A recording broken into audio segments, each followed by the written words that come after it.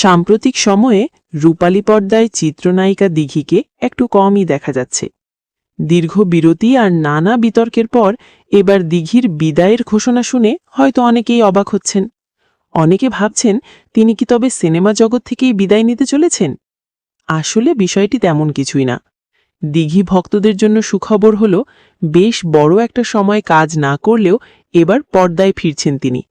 তার নতুন সিনেমার খবর পাওয়া গেছে এবং সিনেমার নামই হল বিদায়। জানা গেছে সিনেমাটি বর্তমানে শেষ পর্যায়ে রয়েছে এবং আসন্ন ঈদুল আজহায় এটি প্রেক্ষাগৃহে মুক্তি পেতে পারে। শোনা যাচ্ছে বিদায় সিনেমায় দিঘির সঙ্গে আরও বেশ কয়েকজন গুণী শিল্পী অভিনয় করবেন। দীর্ঘ বিরতির পর এই সিনেমার মাধ্যমেই বড় পর্দায় নিজের শক্ত অবস্থান আবারও জানান দিতে চান এই অভিনেত্রী। দিঘির এই নতুন সিনেমা দর্শকদের মাঝে কতটা সাড়া ফেলে এখন সেটাই দেখার বিষয়। ঈদের আমেজে দিঘির বিদায় বড় পর্দায় কেমন চমক দেখায় তার জন্য অপেক্ষা করতে হবে ঈদুল আজহা পর্যন্ত।